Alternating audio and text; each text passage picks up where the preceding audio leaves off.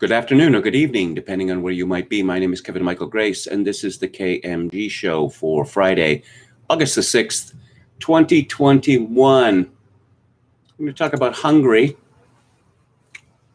in a minute. What the not 2-minute hate, but the 1 week hate of Hungary occasioned by the visit of Tucker Carlson to that country. But first, I'd like to talk about something that's happening in my own town. In fact, right across the street. And I'm rather embarrassed that I didn't notice this today. This happened near the end of May of this year.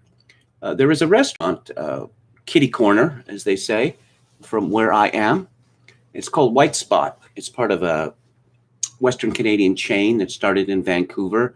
It's a local favorite. And there has been a location at the corner of Douglas and Caledonia since, I think, 1971, a very popular spot. It had been closed for several months because of the COVID panic, but people are allowed to eat in restaurants now in British Columbia. But I suppose it's because I've been rather averting my eyes, literally, to a lot of the stuff in my neighborhood. But as I looked out from my balcony, I saw this enormous metal fencing around the whole of White Spot, blue metal fencing, 6 feet high. And I went and looked through the fencing at the front door, and there was no notice there. But anyway, this is from the Victoria Times Colonist. The White Spot restaurant at Douglas and Caledonia, a fixture for about half a century, is permanently closing, the Vancouver-based company said Friday. A statement from the company said the location has been one of the hardest hit by the direct and indirect impacts of the pandemic. We are saddened to advise that our Caledonia White Spot in Victoria will not reopen, it said. And then this paragraph got slipped in. The location is next door to the Capital City Centre Hotel, which was recently purchased by the province for almost $25 million to provide 94 temporary supportive housing units. The province had been leasing the space for about a year, although many people were displaced by a fire last November. I hadn't heard about this fire before. The story doesn't mention that directly across the street from the White Spot is the former Paul's Motor Inn, which is now another provincial government-owned homeless shelter. And 1 block up from the White Spot is yet another homeless shelter. I suspect this had more to do with the closing of White Spot permanently than the effects of the COVID-19 hysteria. There is a story at the same time from something called Victoria Buzz, which mentions closing down, et cetera, but it doesn't mention anything about homeless people. So then I went to the comments, and then I found out what I was looking for. Thanks, homeless community. What a contribution you have made to our downtown area. From Baldwin, that part of town is worst affected by the policies of Lisa Helps, Ben Isett, and Sarah Potts. Helps is the mayor of Victoria. Isett is a councillor, all in the name of the homeless industry and profits for activists posing as caring NGOs. Someone called P commented, the last straw for White Spot, I would wager, are the homeless hotels nearby, formerly Paul's and more recently the Capital City Centre Hotel. There goes the neighborhood forever. So sad that Lisa Helps, Together Victoria, and the NDP are slowly killing the businesses in downtown Victoria and in other neighborhoods by opening homeless hotels nearby and housing hundreds of addicts, criminals, and mentally ill migrants from all across Canada who are stealing, assaulting, stabbing, and even threatening citizens, as well as committing arson, even when they have been housed with supports.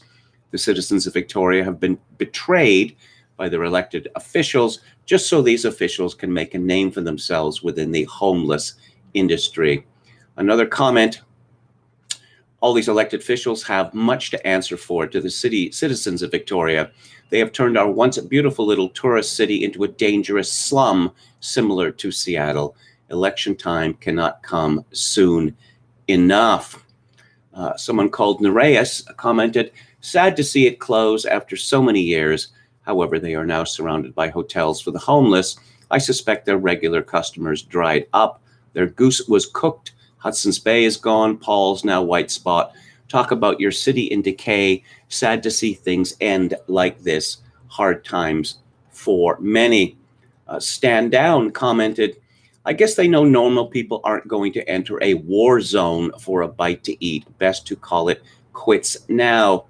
Someone called Senior Cyclist commented, more of the mayor and council's economic vandalism. Move 100 or so mentally unstable junkies into any neighborhood and then act surprise when businesses go under because they rely on normal people feeling safe enough to go there at night. And many, many more comments. Someone called Olivia, though, said, Victoria Buzz is deleting comments for no apparent reason. If this continues, we will simply stop contributing our opinions. Jojo Fiome, Idaho, says, downtown Victoria is fast starting to look like an episode of The Walking Dead, complete with a cast of zombies and derelict cars. Orange commented to that, starting, it's looked like The Walking Dead for at least 2 or 3 years now. Yes, many, many other such comments. I'll read one more. Yes, these bums are from all over Canada and they need to go back from wherever they came from. This is a federal issue, not a municipal or provincial one. Just because these addicts, criminals, and mentally unstable migrants want to live in Victoria isn't justification for the taxpayers of Victoria to have to pay their way and tolerate their violence and lawlessness in our city. Lisa and company need to step down. They are completely incompetent and could care less that they have turned our beautiful little city into a dangerous slum. I'm reminded that I moved to Victoria from Vancouver 20 years ago this month. And the deterioration of Victoria in that 20 years has been absolutely shocking. Of course, it's shocking when I look back to 2001. It doesn't happen all at once. It happens gradually.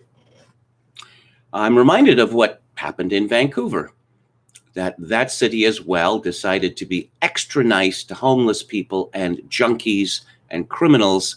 And so what was Skid Row started heading remorselessly west towards the ocean. The last time I was in Vancouver, about 10 months ago, I was walking the downtown West Hastings Street. I was absolutely shocked by how low rent, I mean, like West Hastings and Richards, how low rent it had become. This is the sort of businesses that you'd see there are the sort of businesses one expects to find in a ghetto, just the lowest rank of businesses. And now, of course, the same thing has been happening in Victoria for, quite a long time.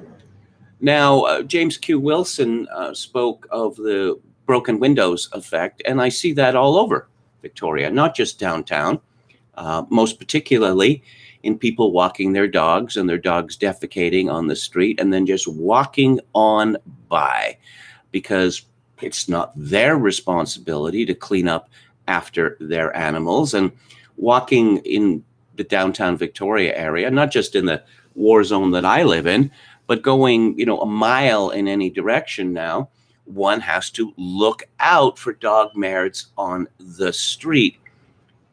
A couple of days ago, I was near the Tim Hortons, not far from here, and I was looking, there were the blue recycling bins against a wall.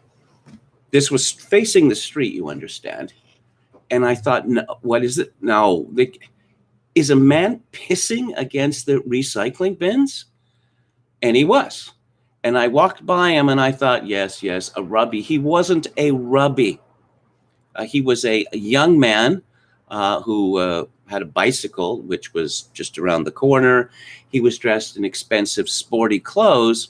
And I guess he'd come to the conclusion that if no one else gives a rat's ass about the commonweal in this city, why should he? And so, yes, Victoria is rapidly becoming Seattle North. But, of course, the people of Victoria continue to vote for largely a group of outsiders who are determined to destroy the place. They have, just as happened in Portland and Seattle, my city is now dominated by outsiders, and I don't mean not just grew up in Victoria, but didn't grow up in British Columbia, who come here from the East and decide to bring the progressive politics, which have wrecked where they have come from, and import it here because it gives them good feels. Let's check in on the chat. Hello to Brandon Smith, Dan Anrun, Palcaso 88, Head McNeck, Birkin Sultanov, Gamion, Tricky Who. Hungary was my first European destination. I miss it quite a lot, says Head McNeck. Hello to William Hicks. Steve says, I see a blue fence and I want to paint it black. Head McNeck is keen on the architecture of Budapest. Hello to David Wright. Oscar Toe says, Kevin, are you a fan of Lana Del Rey? I can't say that I am. I remember her back from the time of her entry into the music world when she posed as this hipster outsider. And it turned out her father is some, I don't know, he works on Wall Street or whatever and basically paid for her career. And of course, the amount of plastic surgery that she has done on her face gives her a very dead looking affect. Of course, she's had plastic surgery on the rest of her as well. I understand that she has been praised in the Washington Post for producing what might be called SSRI music. That is to say, music that appeals to deadened millennials. And what else do we have here? Hello to Dan again. Oh, Triple O sauce. Yes. That's a famous thing with the White Spot hamburgers, which are quite delicious, actually. This is what happens when you offer free drugs, cell phones, and accommodation.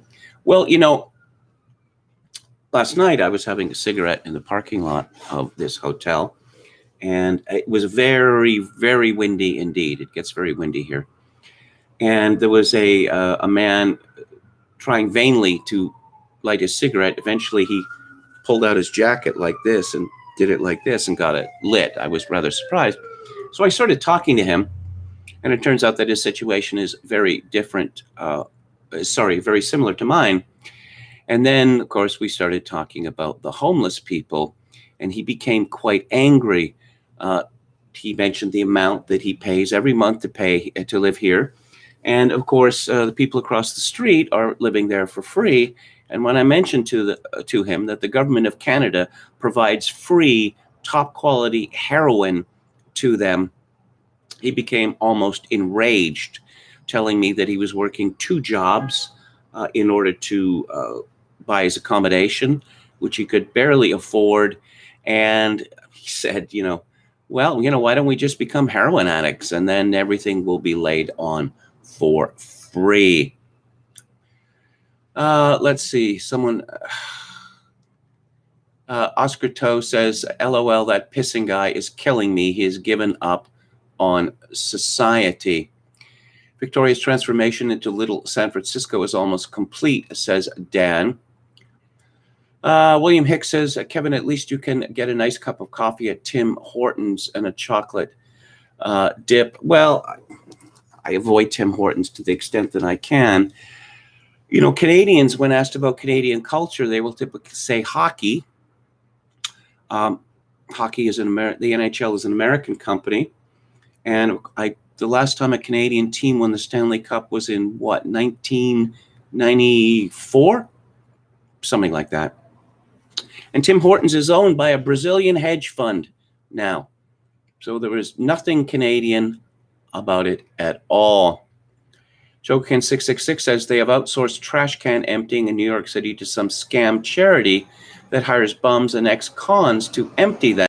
So there are literal mountains of refuse emanating out of every can. I was reading something about another city as well that has these cans which have electronic sensors in them, which are supposed to indicate when they're full, and they don't get emptied, and it just overflows.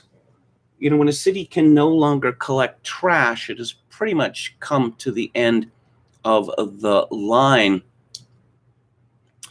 Jaakko Raipala, our Finnish friend, says, meanwhile, every new construction site, roadwork, etc., has giant city propaganda posters about how we are building the most progressive, most tolerant, and inclusive city in the world. And Steve says, everyone needs a second identity as a homeless junkie to get a piece of the government benefits racket. So let's talk about Hungary. And as I mentioned, Tucker Carlson went there and a memo went out. Tucker Carlson must be destroyed. I mean, he was outrageous enough, but now he's gone to Hungary, which has replaced what? Israel in the rank of most horrible places on earth as far as the progressive people are concerned. But of course, the neocons hate Hungary too. And this brings us to Jamel Bouie, who has a perch at the New York Times. And whenever I'm feeling down and need a laugh, I check out his column. He writes today, Tucker Carlson is only the latest and most famous American conservative to find inspiration in the autocratic government of Hungary under Viktor Orban. The Fox News personality is hosting his show, one of the most popular in cable news, from the capital city of Budapest. On Saturday, will deliver a speech advertised as the world, according to Tucker Carlson, to a conference of far-right activists.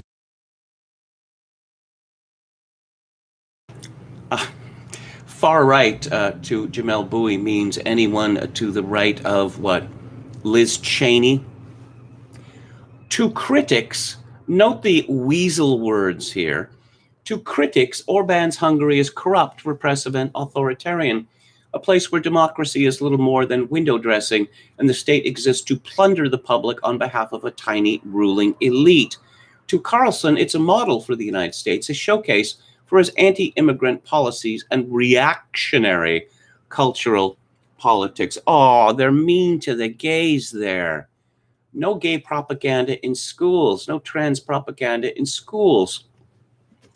If you care about Western civilization and democracy and families and the ferocious assault on all three of these things by the leaders of our global institutions, Carlson said on Monday, you should know what is happening here right now. Carlson is not alone. Orban's fans in the West include notable writers at major conservative and right-leaning publications like National Review, The American Conservative, and The New York Post. Zach Beauchamp wrote in a piece for Vox last year. Orban's American admirers include the political philosopher Patrick Deneen, J.D. Vance, author of Hillbilly Elegy, who is now running for the Republican Senate nomination in Ohio, and Rod Dreher, a popular conservative blogger and author.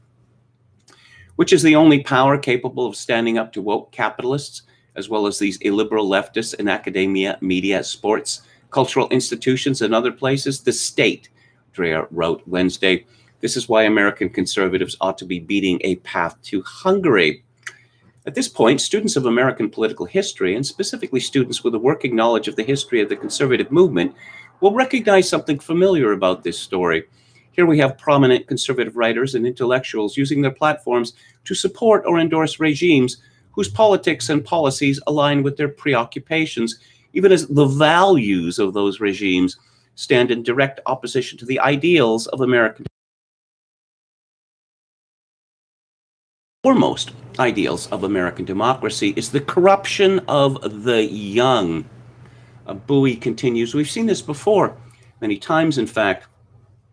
In 1957, William F. Buckley Jr. published a letter from Spain in the pages of his magazine National Review, An admirer of the Spanish dictator, Francisco Franco, Buckley did not hesitate to praise him in the most effusive terms he could muster. Buckley said General Franco is an authentic national hero. It is generally conceded that he, above others, had the combination of talents, the perseverance, and the sense of righteousness of his cause that were required to wrest Spain from the hands of the visionaries, ideologues, Marxists, and nihilists that were imposing on her in the 30s, a regime so grotesque as to do violence to the Spanish soul, to deny even Spain's historical identity. Note that Jamel Bowie, who I suspect everything that he knows about Spain could be included in a matchbook cover, doesn't deny what Buckley has to say about the Spanish Republic. 5 years later, in 1962, Buckley traveled to Mozambique, then under Portuguese colonial rule, where he wrote favorably of the status quo and condemned the United Nations for its anti-colonialism. And in 1963, Buckley had these sympathetic words for the apartheid government in South Africa. Buckley was not the only writer at National Review to defend and express admiration for Western-aligned autocracies. In 1975, Robert Moss wrote an extended defense of Augusto Pinochet and the military coup in Chile for the magazine called The Tribulation of Chile. Moss downplayed the brutality of Pinochet's newly minted military dictatorship and urged Americans to support his so-called reforms. And in 1977, James Burnham, a staunch anti-communist and one of the most influential conservative political theorists of the post-war years, wrote a brief defense of the apartheid government in the former Rhodesia. Although under present Rhodesian government, only 5% of the population possesses a considerable degree of democracy, that is of itself enough to put Rhodesia well up on the democratic scale, he said, dismissing American and international critics of the apartheid state. To the charge that the Rhodesian government is white racist, Burnham was blunt. Mere racism is no crime, he wrote. It is rather a common human impulse, almost as integral as hunger, aggression, and sexual desire. Note that Jamel Bowie has nothing to say about what happened to Zimbabwe, as it was renamed, after the whites-only government of Ian Smith was crushed and the country was delivered into the tender mercies of Robert Mugabe. No, because segregation is the worst crime, worse than starvation, murder, even genocide, apparently. Whatever its source, conservative defenses of and even affection for foreign autocracies, of which enthusiasm for Orban's Hungary is only the latest example, is too consistent to ignore. It is also at the same time a phenomenon of conservative elites, too niche to attribute to the entire movement or its rank and file. Rather than treat it as a pathology of conservatism writ large, I am inclined to follow the lead of Jeet here. Yes, let's go to the source. Let's go to the Buddha of progressivism, a columnist at The Nation who sees this enthusiasm as a form of transferred nationalism, a term borrowed from George Orwell's famous 1945 essay, Notes on Nationalism. Yes, they all love George Orwell, do they? The progressives? George Orwell was a little Englander. George Orwell had no love for the United States, and he had no particular love for progress, as it is understood by the likes of Bowie and Here. Transferred nationalism is an exclusively conservative phenomenon. You don't say. The Soviet Union, for example, was a source of fascination for many American leftists through the 1930s and into the Second World War. How about something a little more recent? How about all the progressives who were cheering North Vietnam to the skies? And after Pol Pot went berserk in Cambodia, apparently this was America's fault. I could go on.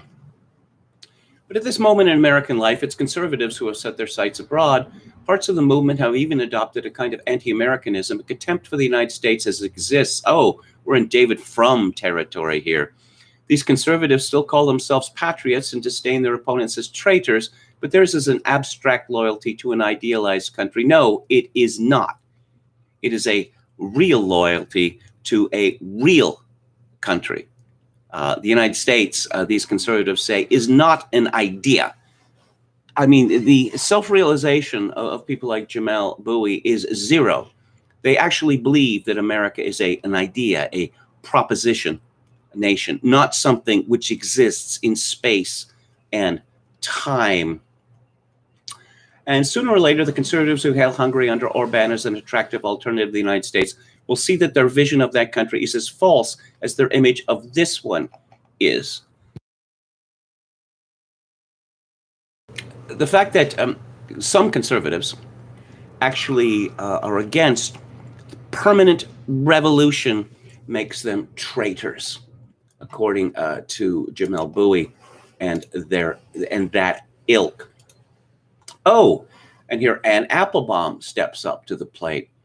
Anne Applebaum, does she and her husband, do they glow in the dark? One gets that distinct impression. This is from The Atlantic. Tucker Carlson's self-loathing international tourism. Oh, really? Does Tucker Carlson strike anyone as being self-loathing? But the Fox News hosts and other conservatives who dislike today's America happily assumed roles in the autocrat's public relations campaign. Oh, Anne Applebaum is the author of Twilight of Democracy, The Seductive Lure of Authoritarianism. Well, explain something to you. Perhaps you know it already. It became clear at the time of the American invasion of Iraq that one part of the so-called Bush doctrine was that no other countries on earth have sovereignty except with the blessing of the United States. And the United States has the plenary power to withdraw sovereignty from any nation on earth for any reason at all. Tucker Carlson, Applebaum writes, is spending a week in Budapest in order to annoy Americans and everybody else who believes in the ideals of America. You see, the memo that went out, ideals, democracy, ideals, the rule of law, a free press, free elections. Is anyone doubting that Hungary has free elections? The fact that Viktor Orban's Fidesz party is wildly popular, but they're bad people, so that means it can't be democratic. This is another belief of the progressives, that it's not a democracy when the bad guys win. And what they mean by bad guys is people who do not agree with us. Showing how much he despises the United States, its constitution. What would a fondness for Hungary or any other country have to do with despising the Constitution of the United States? Oh, and its heritage. Oh, Anne Applebaum, she's all about heritage now. Is she? The Fox News host is celebrating the achievements of a petty Central European autocrat, Viktor Orban. He seems to believe that by paying homage to Hungary's assault on democratic institutions, oh, you mean kicking out George Soros? Boo-hoo-hoo. He will make people angry at home, just as his host does. The good thing about Orban, Carlson told a dinner party in Budapest, is that you're truly hated by all the right people. And yes, all the right people includes everyone who still has some faith in the American dream, heritage, and Applebaum. Again, self-realization, zero.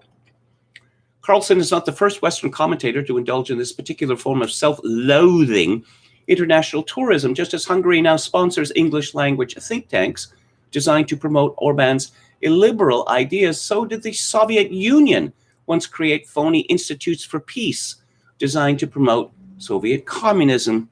Well, you see, Hungary was crucified by the Nazis and then it was crucified by the communists, but that's not good enough for Anne Applebaum because they've elected a government that isn't going to corrupt the young. And she goes on about the Soviet Union, blah, blah, blah, blah, blah, blah. But let's talk about self-awareness here. And Applebaum tweeted, in Orban's Hungary, 90% plus of media is controlled by the ruling party.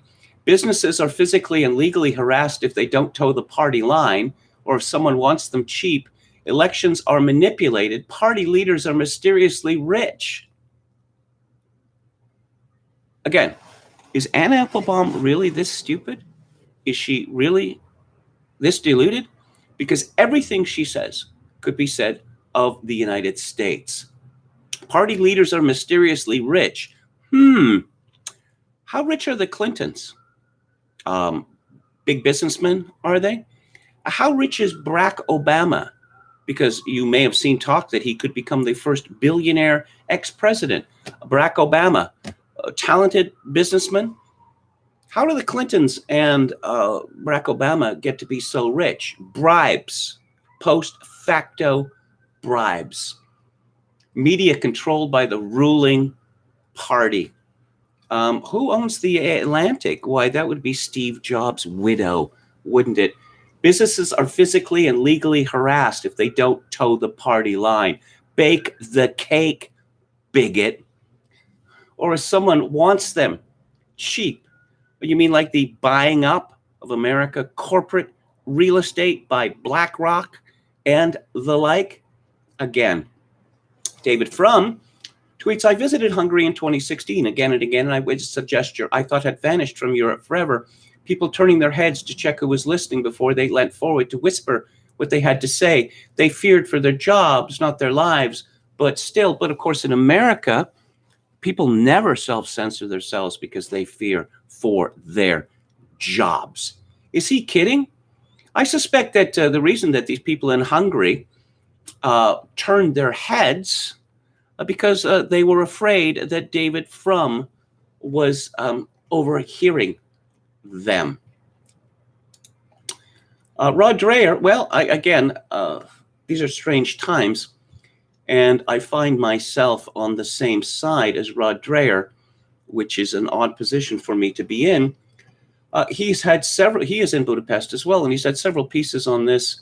He quotes Bill Kristol, the new American right is now explicitly embracing the old European right. Not to put too fine a point on it, the new American right is anti-American, pure Frumism. Dreher writes, oh yes, that would be the infamous 2003 Unpatriotic Conservatives essay that Kristol's neocon compadre David Frum published in National Review, smearing Pat Buchanan and other conservatives. And who were some of the other conservatives? There was the editor of Chronicles magazine, and there was Bob Novak, and Thomas Fleming was on the list.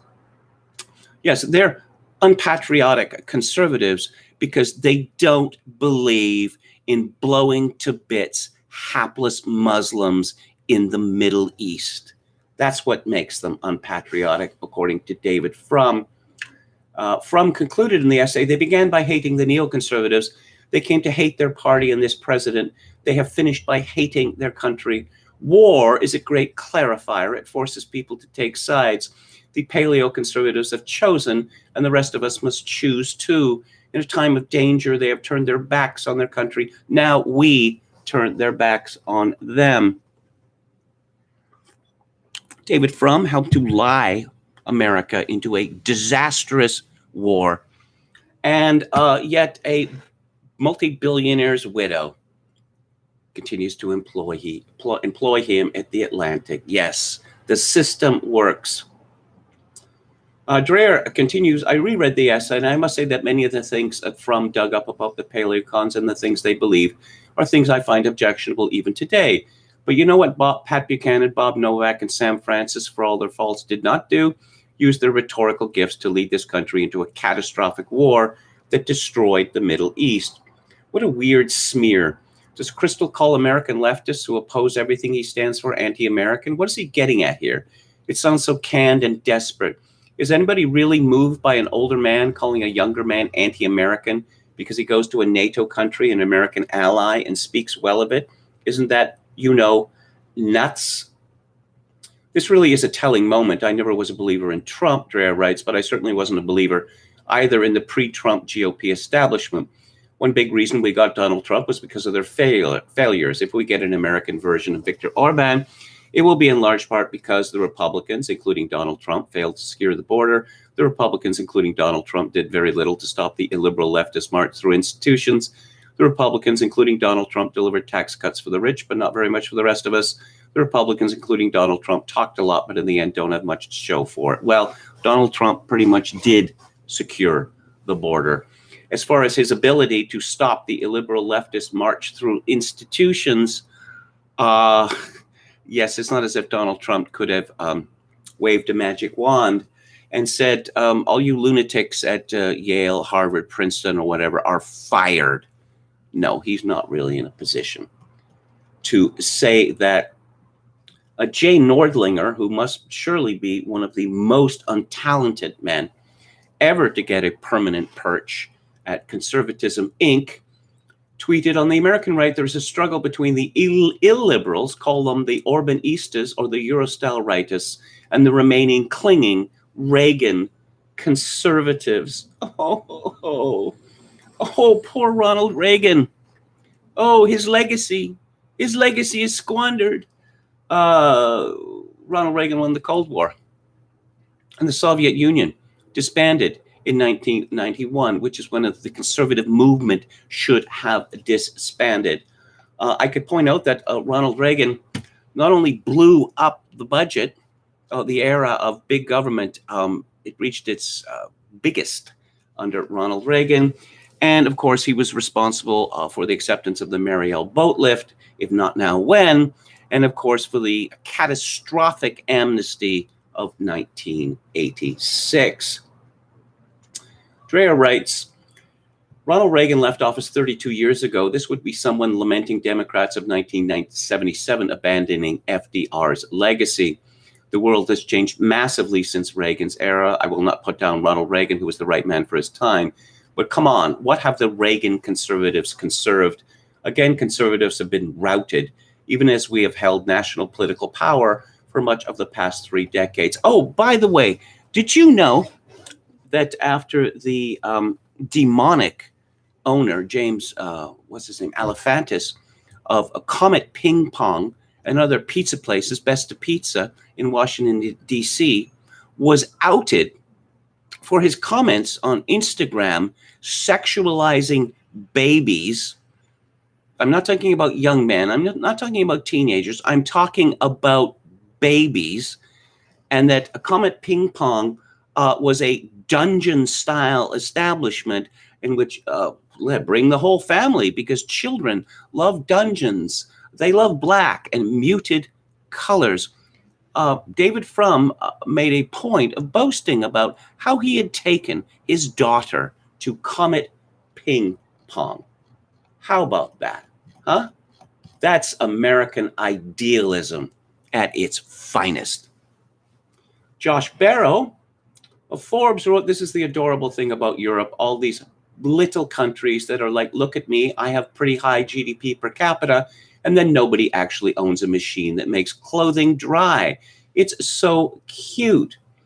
Dreher says, nothing says ugly American like pissing on a country because it doesn't share the American enthusiasm for large appliances.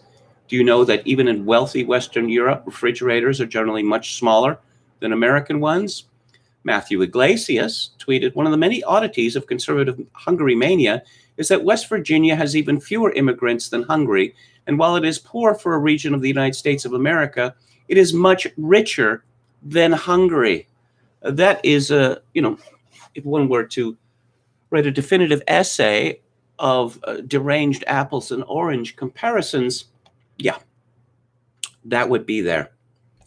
Dreher says, what is that supposed to prove? All these countries that started out in 1989 with economies and civil societies destroyed by communism are going to be at a great disadvantage, even to poor American states. History came at these people hard. The 1990s were especially bad for them.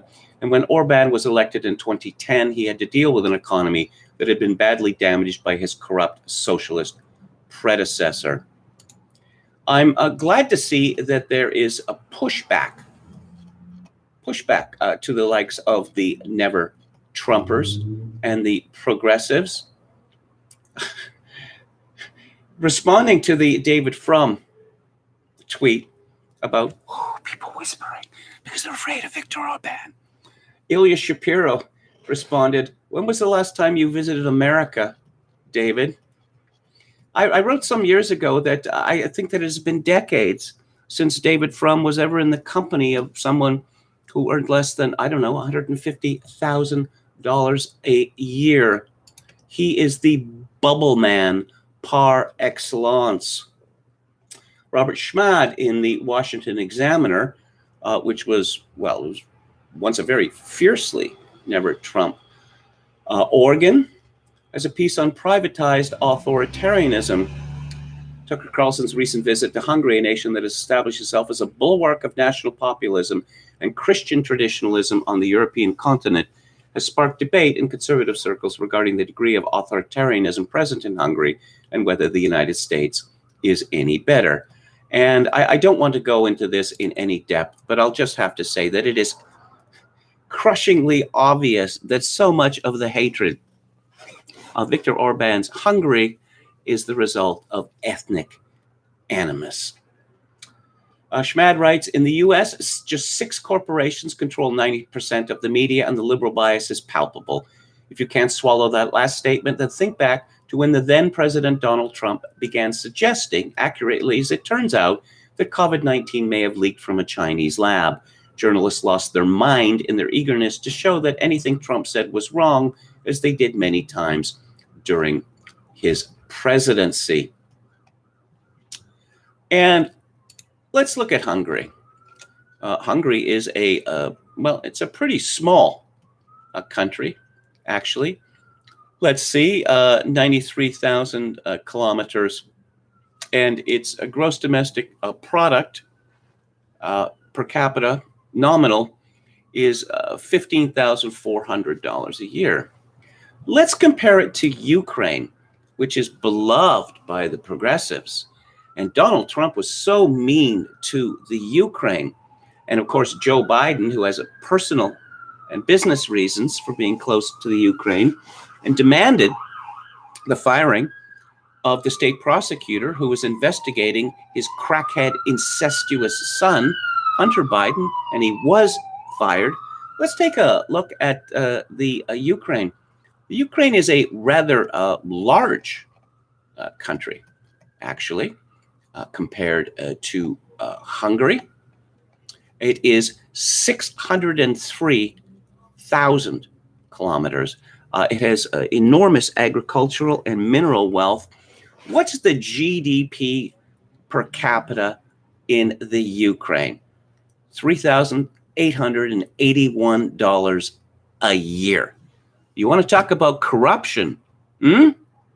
Why don't we talk about the Ukraine? No, we can't talk about the Ukraine because the Ukraine it's not a fit subject for discussion. I mean, despite the interesting fact that it has for several years since this phony Maidan color-coded revolution been run by a coalition of Jewish oligarchs and neo-Nazis. And when I say neo-Nazis, I don't mean people LARPing in basements with Nazi flags.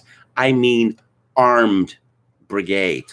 That's what I'm talking about. Real neo-Nazis. But no, let's beat up on Hungary. To get a flavor of what life is in the United States is like now, this is from Emily Crane at the New York Post. A North Korean defector claims she was mugged by 3 black women outside Chicago's Saks Fifth Avenue store last year, but white bystanders accused her of being racist when she tried to call police. Yeonmi Park, 27, told Joe Rogan's podcast that she was robbed of her wallet near the department store on Michigan Avenue during a wave of looting across the city last summer. Park, who has become outspoken on woke culture, claims she grabbed hold of one of the women and was trying to call police, but bystanders intervened. She claims about 20 people, many who she said were white, accused her of being racist for blaming the woman for mugging her. They were telling me that the color of their skin doesn't make them a thief. Calling a black person a thief is racist. Park claims the woman she was trying to restrain started punching her. I tried to call the police and they prevented me. Park said, that's when I was thinking this country has lost it. The filth and the degradation, the lawlessness of San Francisco, is that part of the American ideal? Is it? To criticize that? Is that to make one anti-American? I wonder. Perhaps it is. Because according to David French, who certainly is an expert on American ideals, Drag Queen Story Hour is a shining example of that. Again, those who are opposed to the corruption of the young stand accused of anti-Americanism. And as far as freedom of speech, Robert Spencer writes in PJ Media, reading PJ Media the other day, I discovered to my shock that without my knowing it, I've somehow become a violent extremist. As a result, the social media giants Facebook, Microsoft, Twitter, and YouTube are determined to eradicate my nefarious presence from the interwebs. I don't know when this particular boom will be lowered on me, if ever, but if my website Jihad Watch and I suddenly disappear from your daily internet reading, you'll know that our intrepid self-appointed prosecutors are working night and day to keep you safe from violent extremism and are to be commended for doing so. It turns out, Spencer explains, that I'm a violent extremist in the view of the Global Internet Forum to Counter Terrorism, which I might have viewed as yet another crackpot leftist attempt to deflect attention away from the ongoing reality of Islamic jihad terrorism and towards the chimeras of white supremacist terrorism, Trumpist terrorism, and whatever else they're calling foes of old white Joe these days. However, as Tyler O'Neill explained, CIFCT is not just some odiferous Antifa ideologue typing away in his mother's basement. It, quote, shares terrorism data among big tech companies, enabling them to flag and remove terrorist content, and has just announced that it significantly expanded the types of extremist content in its database, aiming to crack down on material from white supremacists and far-right militias, unquote. A lot of far-right militias in the United States. Are they? They must be holed deep into the mountains, because if they weren't, we would be deluged with pictures and videos of them. Spencer continues, among those white supremacists and far-right militias that the CIFCT is going to crack down on is a middle-aged writer who spends most of every day typing. Yeah, I do make it a point to exercise regularly, but I could do a whole lot more of that, and I hardly think that qualifies me as a militia. Nevertheless, in the list of dangerous violent extremist groups it is heading into mortal combat against, there is Jihad Watch, my small organization designed to report on jihad activity and its motivating ideology. Yes, because there is no crackdown on free speech in the United States. And in any event, it's private companies who are doing it, and that makes it perfectly acceptable, despite what the Supreme Court ruled on that in 1946. That company towns do not have the right to completely control speech. March versus Alabama, I'm reading from Wikipedia, was a case decided by the U.S. Supreme Court which ruled that a state trespassing statute could not be used to prevent the distribution of religious materials, this was Jehovah's Witness materials, on a town sidewalk, even though the sidewalk was part of a privately owned company town. The court based its ruling on the provisions of the First and 14th Amendments. And the court held that the right of free speech was a positive good. Ownership does not always mean absolute dominion, the court wrote. The court pointed out that the more an owner opens up his property to the public in general, the more his rights are circumscribed by the statutory and constitutional rights of those who are invited in. Yes, if I join Twitter and Twitter puts ads on my Twitter feed, which they do, so apparently looking to monetize my content, apparently I have no rights, and I can be suspended from Twitter or tossed off Twitter for any reason or none. But that in no way constitutes a suppression of free speech, and one would have to be anti-idealist and, well, anti-American to say so. And if we want to talk about, I don't know, corporatism, here's an example from the Wall Street Journal. The electric vehicle welfare state. Car makers back the Biden climate agenda in return for subsidies and higher consumer prices. What a spectacle. We're referring to the political advertisement that automakers staged with President Biden on Thursday, endorsing the administration's stricter fuel economy rules and climate agenda. Behold, big business colluding with big government to grab subsidies and raise consumer prices. The White House previewed the electric vehicle promo with joint statements from automakers, the United Auto Workers, and California Governor Gavin Newsom. Ford, GM, and Stellantis, formerly Fiat Chrysler, Stellantis. Why don't you take two names, which are almost universally known, Fiat and Chrysler, and replace them with a neologism, which means nothing to anybody. But in any event, they announced their shared aspiration for electric cars to make up 40 to 50% of their sales in 2030.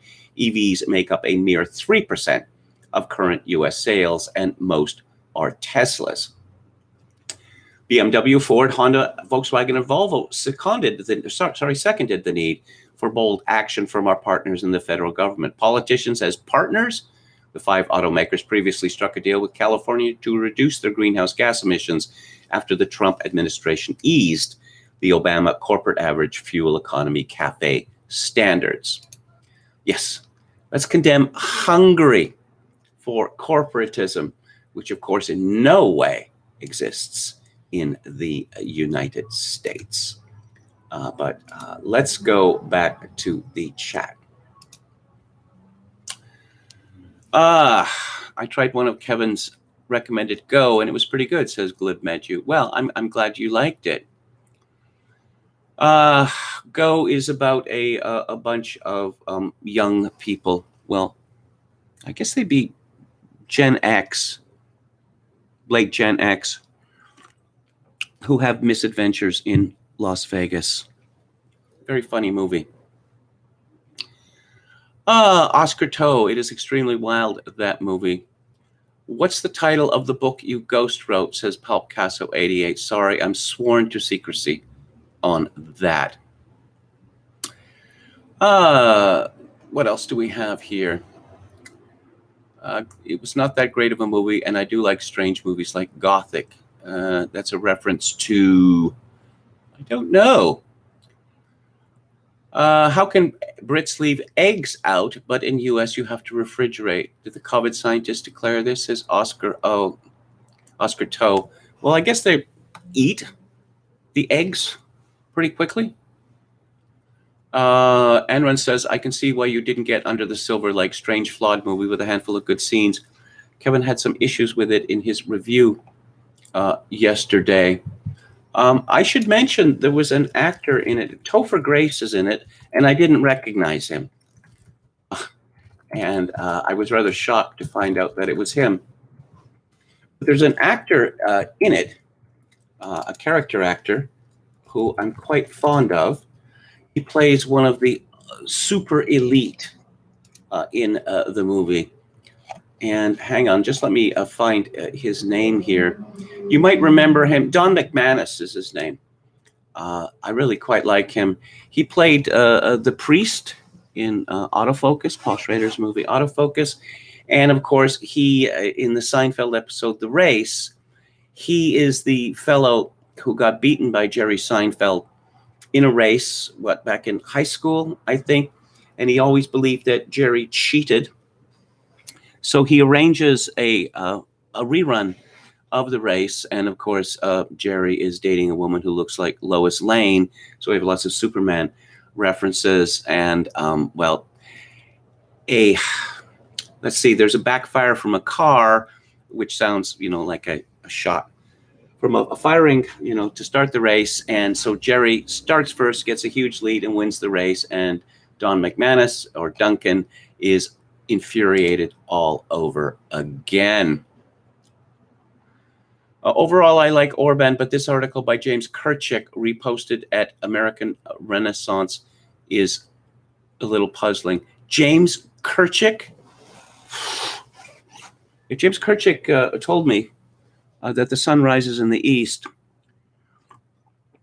and that the 3 times 3 is 9, I would be suspicious. What what a creep he is. Let's talk about cascading defaults. Because apparently the meaning of, well, money and legal obligations has changed. This is Jim Kunstler's column today. The very fine people of the progressive left believe many things: that men can be women, and mostly should be, that 2 + 2 should equal how you feel, not the same darn thing every time, that Joe Biden is not just president, but the greatest one since Barack Obama, and the 2020 election proved it. The very fine people on the left don't believe in a couple of things: reality and the law. This is getting to be a problem in what's left of the USA. Reality, you might think, works in strange ways, such as the idea of rent. It grows out of another idea that happens to underline law: property. Property is owning something. Granted, it has a certain suspicious artificiality, since you must surrender it to others, usually relatives, when you depart this world. And granted, it is not exactly fair, since some people own more property than other people. But it has many functional benefits in the greater artificial construct, sometimes called civilized society. Property permits people to thrive, and not necessarily at the expense of other people. If I come to own a house through hard work, thrift, and prudent management of my resources, and I rent out the second floor to you at a price you are willing to pay while you work hard and manage your resources, then that bargain succeeds in allocating the good called a place to live. Granted, there are some people who make bad bargains and some people who offer them, but there are many who are satisfied with paying for a place to live and accept it as a condition of participating in that thing called civilized society with its many benefits. The way the property owner designated as landlord has payment obligations too: property taxes, the cost of fixing all the gosh darn things that wear out: roofs, plumbing, the paint, etc. Often this landlord has a mortgage on his building, which works as a kind of rent. If the government, which is an instrument of civilized society, suspends rent payments indefinitely, then a certain percentage of property owners are going to lose their property one way or another due to not paying the cost of ownership.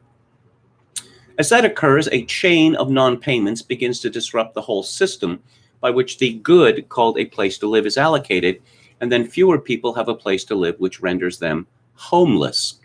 The very fine people of the progressive left, who hold the levers of power these days in the executive branch of the instrument called government, have decided that 18 months of suspended rent payments during a national emergency is not enough.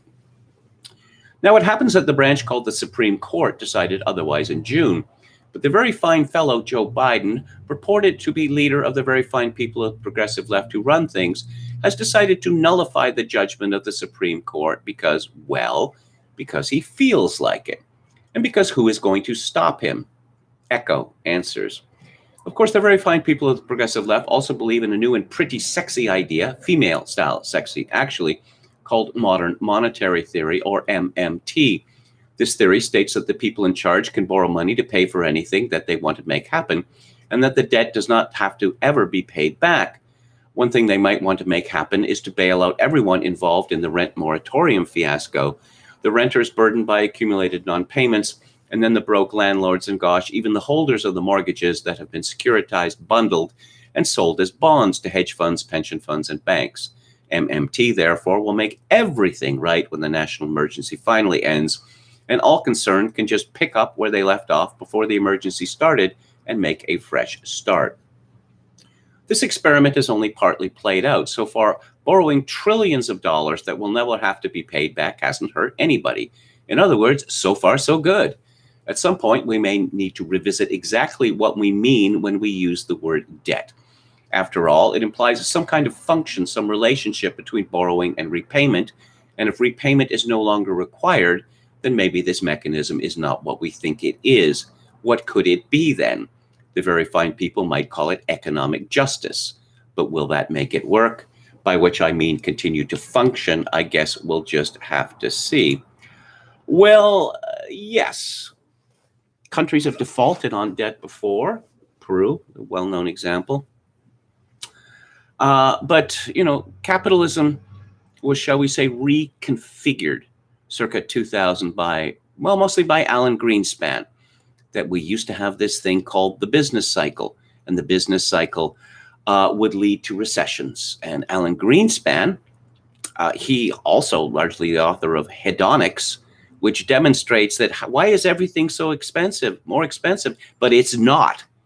What do you mean it's not? Do you know how much faster your computer is? Your iPad is? No, what does that have to do with how expensive it is? Well, and Greenspan decided that if the Federal Reserve just kept printing enough money, then there would be no more recessions. Now, the recessions are unpleasant, but they have a cleansing effect, and there's no longer any recessions.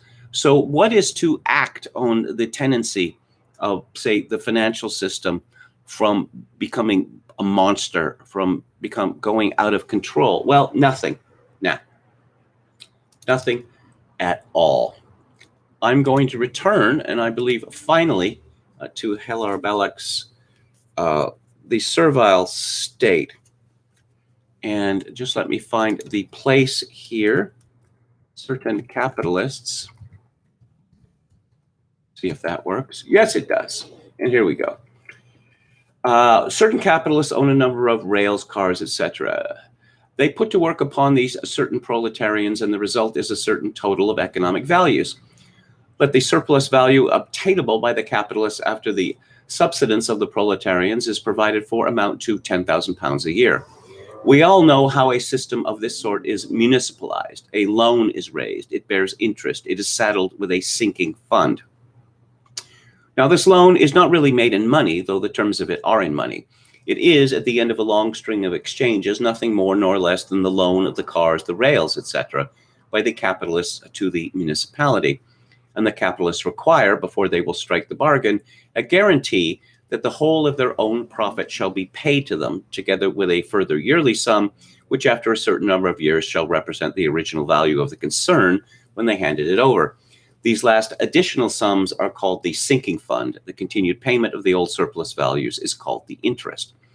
In theory, certain small sections of the means of production might be acquired in this way. That particular section would have been socialized. The sinking fund, that is the paying of the capitalists for their plant by installments, might be met out of the general taxation imposed on the community, considering how large that is compared with any one experiment of the kind. The interest may, by good management, be met out of the true profits of the tramways. At the end of a certain number of years, the community will be in possession of the tramways, will no longer be exploited, in this particular by capitalism, will have bought out capitalism from the general taxes, and insofar as the purchase money paid has been consumed and not saved or invested by the capitalists, a small measure of socialization will have been achieved. As a fact, things are never so favorable. In practice, three conditions militate against even these tiny experiments in expropriation. The fact that the implements are always sold at much more than their true value.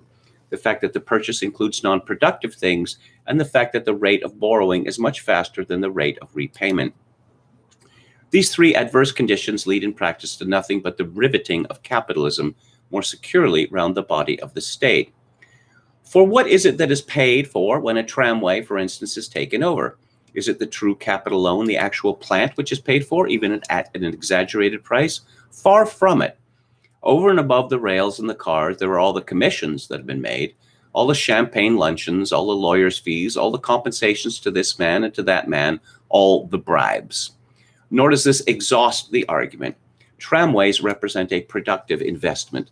What about pleasure gardens, wash houses, baths, libraries, monuments, and the rest? The greater part of these things are the product of loans. When you put up a public institution, you borrow the bricks and the mortar and the iron and the wood and the tiles from capitalism, and you pledge yourself to pay interest and to produce a sinking fund, precisely as though a town hall or a bath were a piece of reproductive machinery. To this must be added the fact that a considerable portion of the purchases are failures. Purchase of things just before they are driven out by some new invention, while at the top of the whole business you have the fact that the borrowing goes on at a far greater rate than the repayment. In a word, all these experiments up and down Europe during our generation, municipal and national, have resulted in an indebtedness to capital increasing rather more than twice, but not 3 times as fast as the rate of repayment. The interest which capital demands, with a complete indifference as to whether the loan is productive or non-productive, amounts to rather more than 1.5% excess over the produce of the various experiments, even though we count in the most lucrative and successful of these, such as the state railways of many countries and the thoroughly successful municipal enterprises of many modern towns. Capitalism has seen to it that it shall be a winner and not a loser by this form of sham socialism as by every other. And the same forces which in practice forbid confiscation see to it that the attempt to mass confiscation by purchase shall not only fail, but shall turn against those who have not had the courage to make a frontal attack upon privilege. With these concrete examples showing how collectivism, in attempting its practice, does but affirm the capitalist position, and showing how our laws have already begun to impose a servile state upon the proletariat, I end the argumentative thesis of this book. I believe I have proved my case. The future of industrial society, and in particular of English society, left to its own direction, is a future in which subsistence and security shall be guaranteed for the proletariat, but shall be guaranteed at the expense of the old political freedom, and by the establishment of that proletariat in a state as really, though not nominally, servile.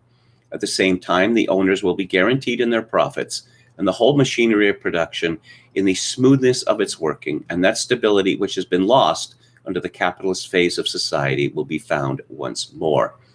The internal strains which have threatened society during its capitalist phase will be relaxed and eliminated, and the community will settle down upon that servile basis which was its foundation before the advent of the Christian faith, from which that faith slowly weaned it, and to which in the decay of that faith it naturally returns. And here is the conclusion to Hilaire Belloc's The Servile State. It is possible to portray a great social movement of the past with accuracy and in detail if one can spare to the task the time necessary for research and further bring it to a certain power of coordination by which a great mass of detail can be integrated and made one whole. Such a task is rarely accomplished, but it does not exceed the powers of history. With regard to the future, it is otherwise. No one can say even in its largest aspect or upon its chief structural line what that future will be. He can only present the main tendencies of his time. He can only determine the equation of the curve and presume that the equation will apply more or less to the next developments. So far as I can judge, those societies which broke with the continuity of Christian civilization in the 16th century, which means roughly North Germany and Great Britain, tend at present to the reestablishment of a servile status. But it will be diversified by local accident, modified by local character, hidden under many forms. But it will come. That the mere capitalist anarchy cannot endure is patent to all men. That only a very few possible solutions to it exist should be equally patent to all. For my part, as I have said in these pages, I do not believe that there are more than two: a reaction towards well-divided property or the reestablishment of servitude. I cannot believe that theoretical collectivism, now so plainly failing, will ever inform a real and living society. But my conviction that the reestablishment of the servile status in industrial society is actually upon us does not lead me to any meager and mechanical prophecy of what the future of Europe shall be. The force of which I have been speaking is not the only force in the field. There is a complex knot of forces underlying any nation once Christian, a smoldering of old fires. Moreover, one can point to European societies which will most certainly reject any such solution of our capitalist problem, just as the same societies have either rejected or lived suspicious of capitalism itself, and have rejected or lived suspicious of that industrial organization which till lately identified itself with progress and national well-being. These societies are in main the same as those which, in the great storm of the 16th century, the capital episode in the story of Christendom, held fast to tradition and saved the continuity of morals. Chief among them should be noted today the French and the Irish. I would record it as an impression, and no more, that the servile state, strong as the tide is making it for Prussia and in England today, will be modified, checked, perhaps defeated in war, certainly halted in its attempt to establish itself completely by the strong reaction which these freer societies upon its flank will perpetually exercise. Ireland has decided for a free peasantry, and our generation has seen the solid foundation of that institution laid. In France, the many experiments which elsewhere have successfully introduced the servile state have been contemptuously rejected by the populace, and most significant, a recent attempt to register and insure the artisans as a separate category of citizens has broken down in the face of a universal and a virile contempt. That the second factor in the development of the future, the presence of free societies, will destroy the tendency to the servile state elsewhere, I do not affirm, but I believe that it will modify that tendency, certainly by example and perhaps by direct attack. And as I am, upon the whole, hopeful that the faith will recover its intimate and guiding place in the heart of Europe, so I believe that the sinking back into our original paganism, for the tendency to the servile state is nothing less, will in due time be halted and reversed. Videat Deus. As for France, France is a country now run by bureaucrats who have all gone to certain schools. I would say that it's true that the proletariat has more power or that, let's say, there are more rights accorded to property in France than there is elsewhere in Europe. As far as Ireland goes, well, what Belloc said about Ireland was true until the crooks like Charles Haughey showed up on the scene and destroyed the modest property-owning nation that Ireland was, that was established by Eamon de Valera. Of course, the Irish thought for some reason that they were the greatest capitalists in the world and embarked upon a borrowing spree and a building spree where much of Ireland was despoiled by ugly homes, now abandoned. And as a result of this foolishness, the foolishness of the Celtic Tiger, Ireland is now firmly in the pocket of, well, Berlin, that Ireland does nothing without the approval of the Prussians.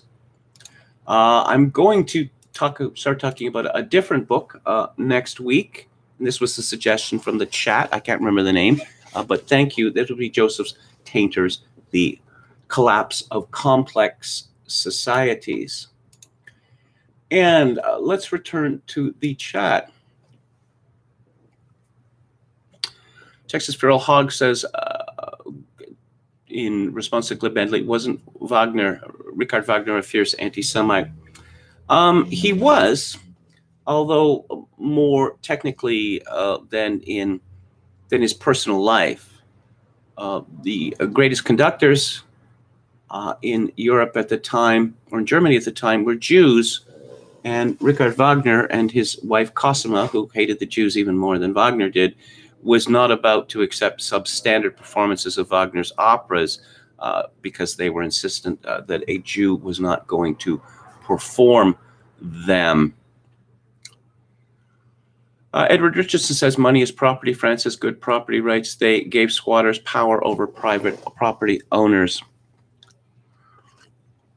Well, I don't know. If you read Welbeck, his latest novel is really rather grim on the subject of the current prospects and future prospects for farmers in France. Joining the European Union, all these countries that joined the European Union, essentially they were surrendering their sovereignty, and local rights mean nothing to the European Union. Quacholango says KMG and Borzoi have similar reading lists this last few years. He's a big Tainter fan too. Summer baseball season is over. Thank goodness. Other parents tired of me blasting the KMG show in the gallery, says Buddy. Jim Smith says, well, as I said, the Kirchhoff article was reposted in American Renaissance. Kirchhoff notes Vida writing in defense of Spencer. In other words, some inconsistencies in Orban's record. What, did he kicked out?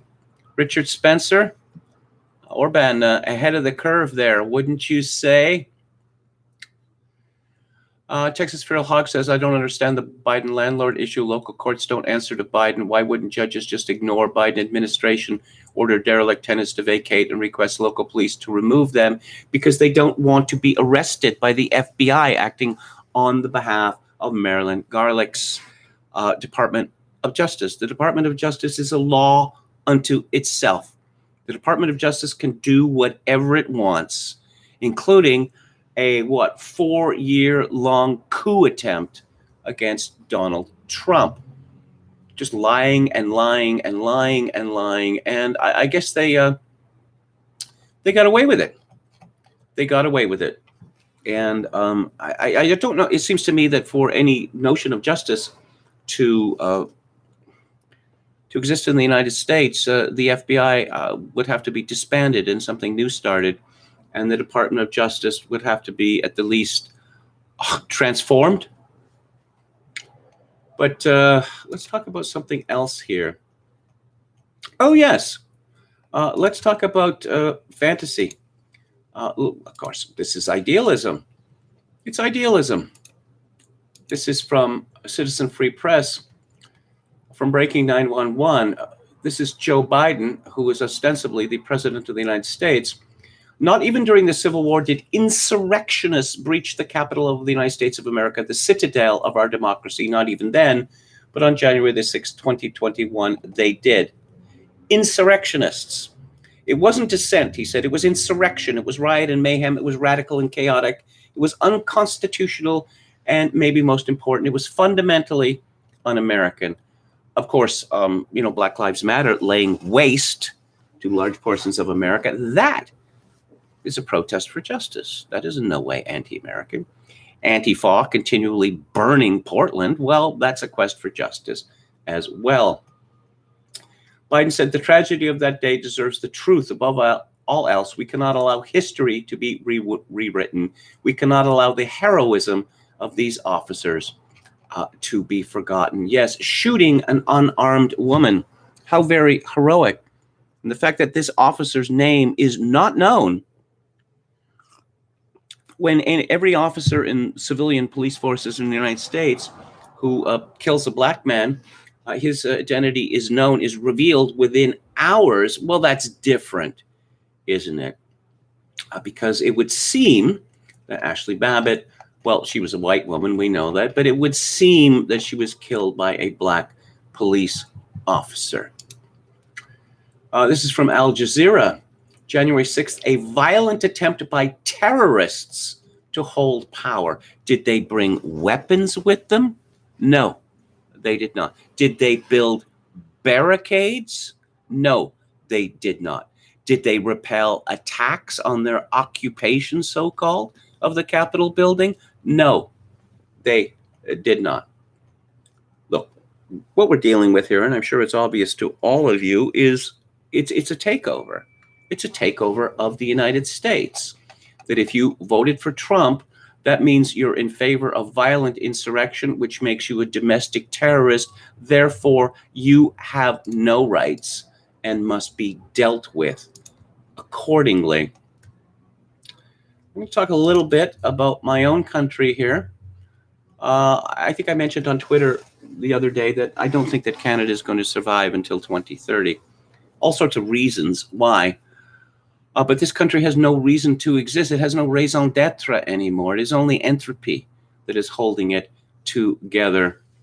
Licia Corbella has a piece in the Calgary Herald. Trudeau's crass favoritism towards Quebec is bad for national unity in childcare deal. The Prime Minister of Canada gave $6 billion, which doesn't sound like a lot of money. But keep in mind, this is Canada we're talking about. $6 billion to Quebec, province of Quebec, over 5 years in connection with its national childcare program with no strings attached. Quebec's government can spend those billions any way it wants. It's a real slap in the face to Albertans to watch Trudeau throw tax dollars around with abandon in his push towards an unnecessary early election in his bid to win a majority government without any sense of parity or fairness. What a naive woman this is. Quebec Premier François Legault, standing next to Trudeau, crowed about the government, calling it a beautiful victory for Quebec families, and described the deal as asymmetric, meaning that while the feds imposed conditions on the money it gave to other provinces for childcare, Quebec has none. So it is then simply a bribe to Quebec to vote for Trudeau in the upcoming election. Quebec has $10 a day daycare, universal. How does it afford that? Because of the money that it gets from Alberta and British Columbia, Saskatchewan. It is that simple. If equalization ended in Canada, Quebec would be reduced to near penury, and there would be an outflow, a vast outflow from the province. Alicia Corabella doesn't seem to understand. Oh, it's unfair. Oh, it's unfair. Is it? That Quebec gets everything it wants, whereas the federal government has made it clear to the province of Alberta that your oil and gas is going to have to stay in the ground? Yeah, we're going to destroy your natural resources industry, just like we did in 1980, only worse. Because what are you going to do about it, you ignorant rednecks? I think Alicia Corabella would rather die than advocate separation for Alberta, just as Jason Kenney would rather die. But look, these people hate you, Alberta. You probably don't understand how much they hate you. Well, you should, because they're saying that they intend to destroy your economy, and it's for your own good and for the good of the planet.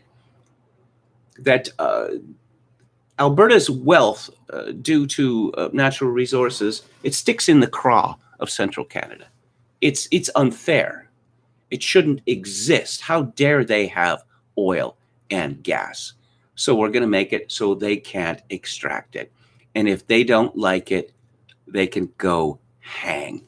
Until Alberta embraces separatism, it will continue to be raped by Ottawa for the benefit of Quebec and the Atlantic provinces. This is from CTV News.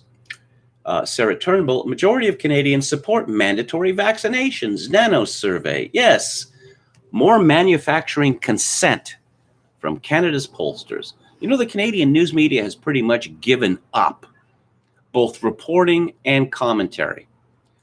What it does is it reports polls. Oh, the Liberals are 12 points ahead of the Conservatives, so I guess the election's already over, so there's no point in voting for the Conservatives. And the commentary is given over almost exclusively to PR spiffs. Oh, they don't have tremendous conflicts of interest, do they?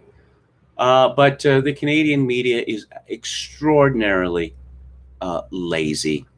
What it has done for quite some time now, apart from the reporting of polls, is to paraphrase government press releases.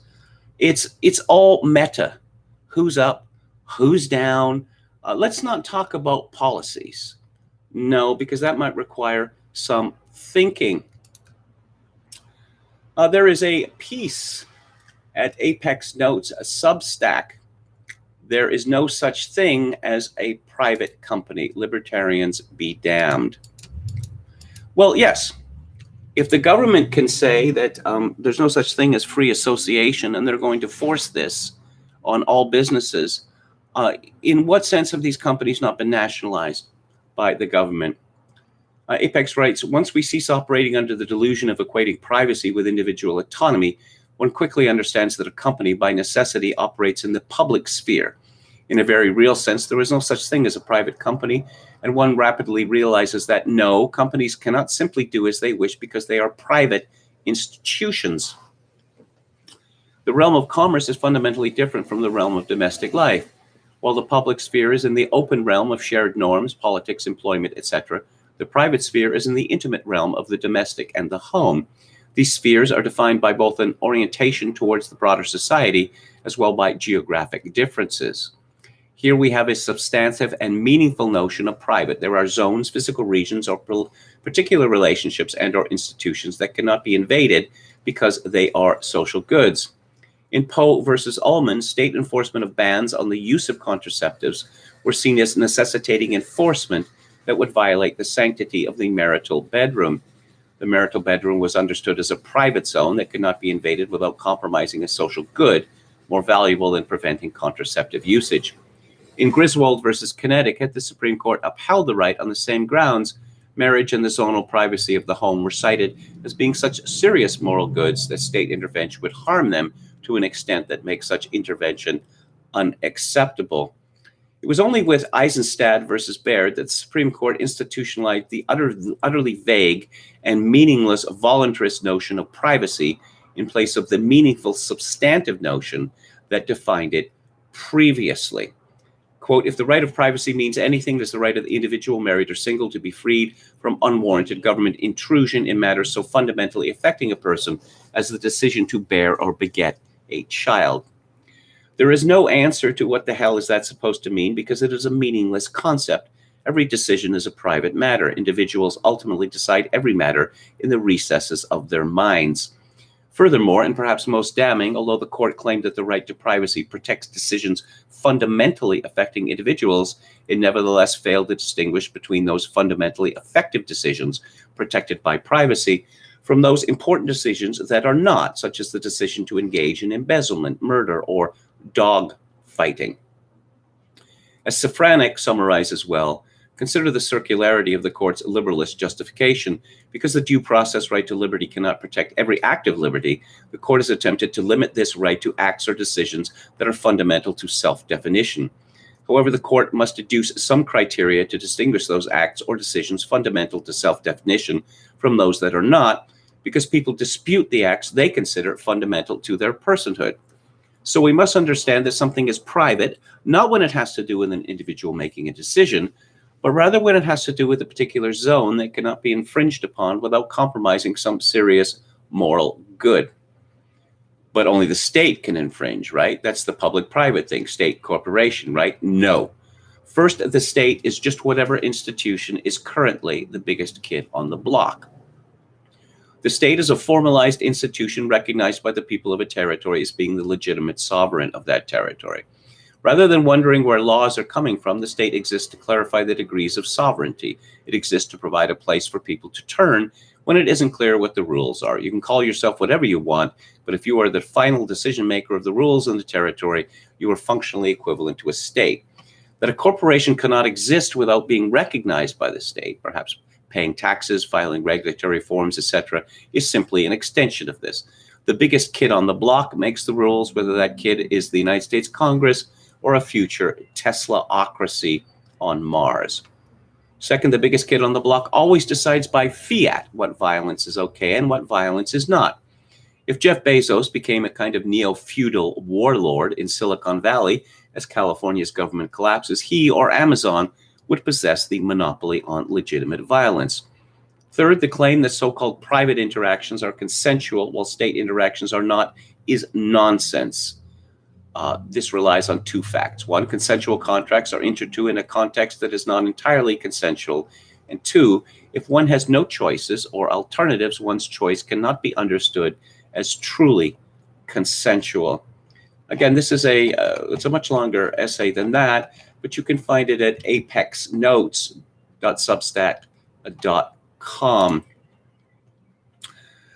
Oh, do I really want to talk about the dreaded Delta variant today? But no, we haven't begun to experience the terror of the Delta variant. This is from Max Darrow at KPIX5 CBS in San Francisco. New Delta Plus COVID variant detected in San Francisco Bay Area. It's at least as bad as the original. Oh dear. Oh dear. And in sad news, this is from Simon Kent at Breitbart. Losing friends, actress Jennifer Aniston said she cut ties with a few people over their coronavirus vaccination status and insisted that people have a moral and professional obligation to share whether or not they've been vaccinated. There's still a large group of people who are anti-vaxxers or just don't listen to the facts. It's a real shame, she revealed in Style's September cover interview before expanding on her reasons for cutting off contacts. I feel it's your moral and professional obligation to inform. Ooh, nice Freudian slip there. Because we're not all potted up and being tested every single day.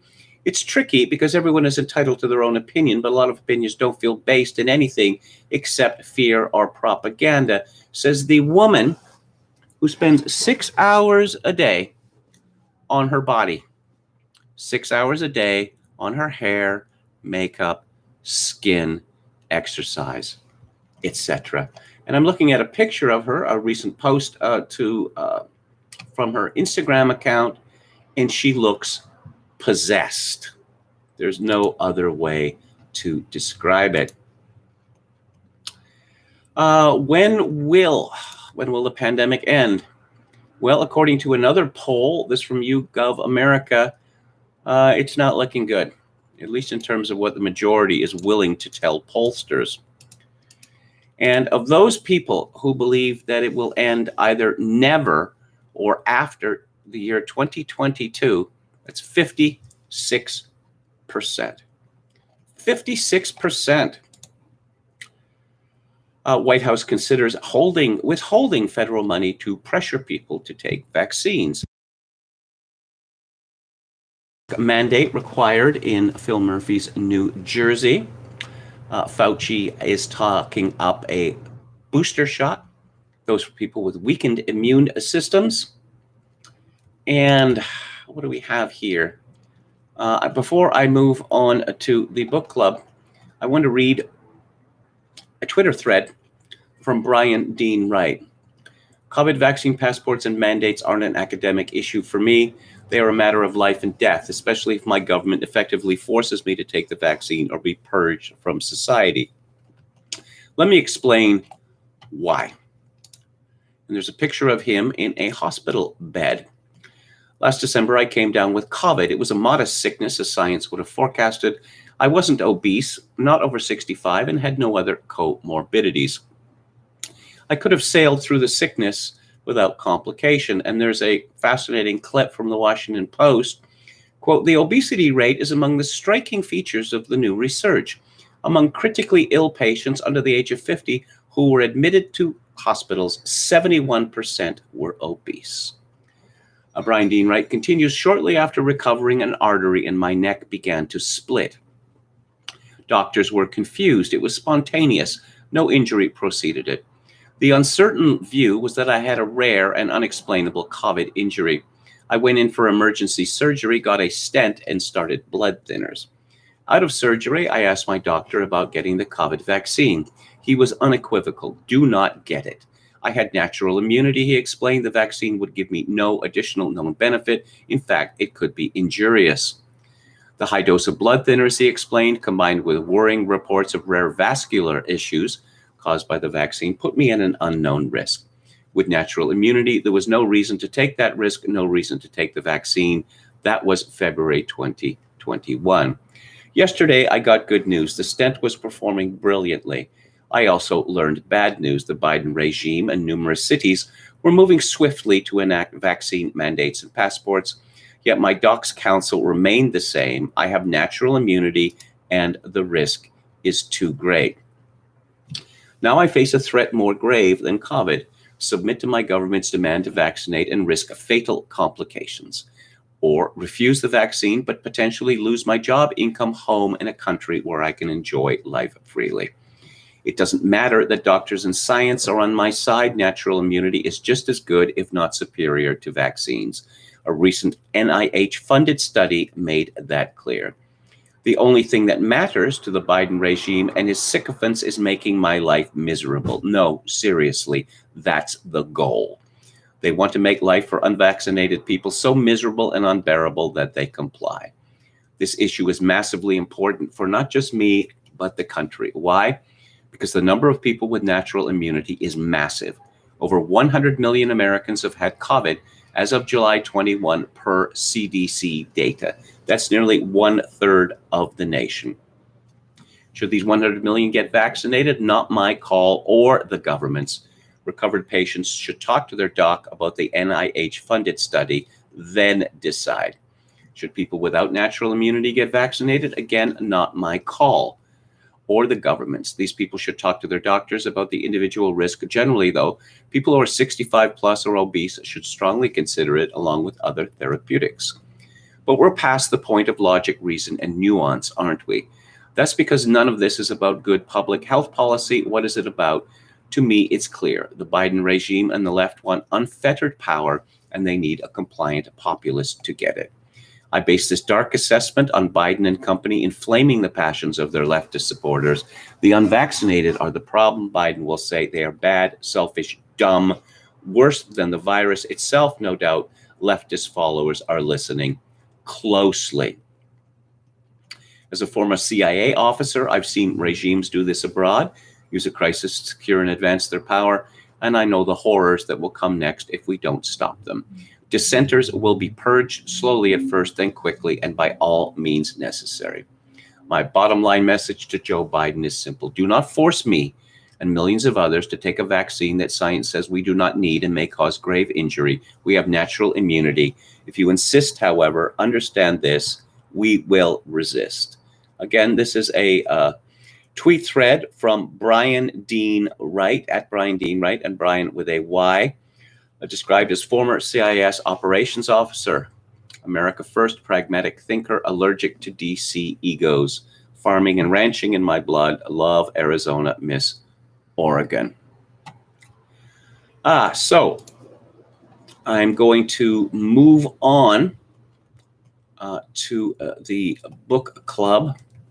Just give me a second here. There's a couple of things I have to open. Not least the book itself, but I will go briefly to the chat to check up on that before I move on. And I am very close here. I'm about 5 seconds away from being ready to go with this. And there we go. I should mention that I have a copy of the complete works of Lafcadio Hearn, which is published by Delphi Classics. I don't know if you know about this company, but they're a publisher which publishes out-of-print books, typically complete works. And they're pretty good. I won't say that they are without errors, but they've been very good at correcting those errors in future editions when the errors have been pointed out to them. Let's see. Delphi Complete Works of Friedrich Nietzsche, $1.99 for Kindle. Delphi Complete Works of Xenophon, illustrated, Kindle edition, $1.99. Shakespeare, $2.99. Dostoevsky, $2.99. Edith Wharton, $1.99. H.P. Lovecraft, illustrated, $1.99. I mean, you can't beat those prices, can you? And of course, every day, more and more great authors go out of print. Now, of course, there's kind of a problem. You can get these works earlier in the European Union than you can in the United States, because the United States Congress, having been bought off by Hollywood, the entertainment industry is seemingly determined to make copyright permanent. But this edition that I have of Lafcadio Hearn's complete works comes in at 4,872 pages on my Adobe Digital Editions digital book reader, and that's a lot of text, wouldn't you say? Let's find out a little bit about Lafcadio Hearn. He was born in 1850 and he died in 1904. He was of Greek-Irish descent. He had a very unfortunate childhood where abandoned by his mother and his father, given over to the care of his aunt, then abandoned by her. He was educated in Ireland by the Jesuits, which occasioned in him a hatred of the Jesuits, and I suppose a hatred of the Catholic Church. This comes up in his works because, of course, it was the Jesuits, along with the Dominicans, who were at the forefront of the conversion attempt in Japan in the 16th century, late 16th century or early 17th century, which was fairly successful because at one point about 20% of the population of Japan had converted to Catholicism, along with many of the leading daimyos. But then there was a reaction and a persecution and an extirpation, at least officially, of the Jesuits, of Catholicism from Japan. Patrick Lafcadio Hearn, he worked as a journalist, and I suppose Journalists had more interesting lives in the past than they do today. Often it involved going to places where people didn't want to go. Let's see, Cincinnati, and then New Orleans, and then the Caribbean, Martinique, and then in 1890, he went to Japan. And I suppose you could consider Lafcadio Hearn to be one of the first examples of what are called weeaboos. Of course, that's not fair at all to Lafcadio Hearn. I mean, he went fully native. And by fully native, I mean he converted to Buddhism. He married a Japanese woman of an old warrior family, had 4 children, changed his name.